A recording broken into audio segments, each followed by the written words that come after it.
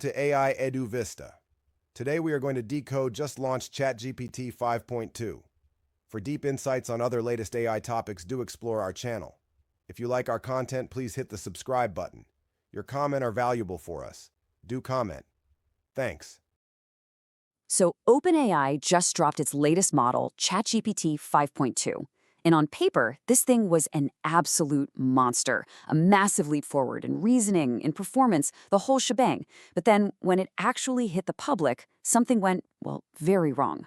We saw this huge disconnect between the AI they promised and the one people actually got. So what happened? Let's get into it. Just imagine asking your brand new, super advanced AI assistant for help with a creative story, and this is what you get back. That is a direct quote a user got from ChatGPT 5.2. I mean, it's so cold, so dismissive, it's pretty much the exact opposite of what you'd want or expect. And that is the big question we're tackling in this explainer. What went wrong here? To really get why the reception was so strangely cold, we have to look at the bigger picture first. See, this wasn't just any old product launch. This was a move made under some serious pressure. All right, let's set the stage, because this was way more than just another update. This was basically a response to an emergency. Yep, you heard that right. Google had just rolled out Gemini 3, a super powerful new model that had the entire AI world buzzing. So OpenAI CEO Sam Altman calls a code red. That means ChatGPT 5.2 wasn't just an upgrade, it was a counterattack in a really fierce AI arms race, and it was rushed out the door in just 10 days to try and reclaim the top spot. So with all that pressure, what did OpenAI actually cook up? Well, on paper, it looked like an absolute revolution. Okay, get this. On an internal test that measured how well it performed on real-world professional tasks, things like building a spreadsheet or analyzing a document, GPT 5.2 either matched or straight up beat human experts over 70% of the time. OpenAI even called it their first model to reach human expert-level performance. That is a huge milestone. And it gets even crazier.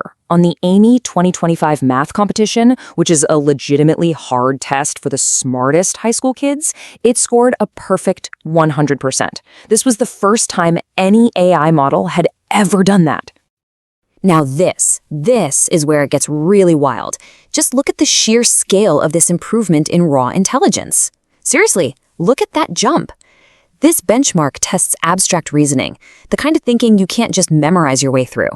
To go from less than 18% to over 52% in one update, that's an insane 3x leap in thinking power. And then there was the killer feature, Action Mode. This meant it wasn't just about giving you advice anymore. Nope. Action Mode could actually connect to your other apps and do things for you, like debug your code and then push the fix, or rebook your canceled flight, or manage your company's entire CRM. It was built to be a true digital employee. So when you put all these pieces together and stack it up against the competition, you can really see the strategy here. It was faster, more capable, and had this unique ability to take autonomous action. On paper, ChatGPT 5.2 was designed to be the undisputed king. It was a clear power move from OpenAI. But then people actually got their hands on it. And the reaction was not what OpenAI was hoping for. Not even close. This quote from a user on Reddit pretty much sums up the immediate visceral backlash.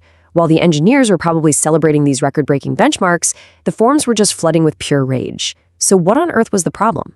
Let's look at what people were saying. Okay, so the complaints all boiled down to the model's new personality. Users were calling it cold, clinical, and pessimistic. They said it was way too censored and just lacked any kind of nuance. It would even refuse to do basic tasks sometimes. A lot of people describe the feeling as dealing with a condescending nanny. And wow, this comparison just says it all, doesn't it? Here's a user sharing their chat logs. The old model, 5.1, offers warmth, presence, it's engaging. The new one, 5.2, is just clinical. The spark that so many people really connected with was just gone, and it was replaced by this cold, robotic efficiency. This whole backlash pretty quickly revealed something way deeper. It wasn't just about a personality change. It was about this fundamental disagreement among users about what an AI is even for. All of a sudden, you had two very clear camps forming in the debate. On one side, you had people who see AI as a pure utility. It's a tool, nothing more. And on the other, you have people who see it as a creative partner, a companion. So Team Tool's argument was pretty straightforward. We just want accuracy and reliability. Who cares if it's cold? As one user so bluntly put it, if you want your computer to be nice to you, you need more friends. For them, personality is just fluff, something you should be able to toggle on or off in the settings. But Team Companion pushed back, and they pushed back hard. They argued that a cold model is pretty much useless for creative work, where nuance and a sense of partnership are everything. They felt that real intelligence needs both logic and creativity, and they were getting really tired of what one user called the ping-pong of personality with every release. So we've got these mind-blowing benchmarks on one side and a full-on user revolt on the other. So who's right? Well, let's see what the hands-on reviewers found when they actually put this thing to the test.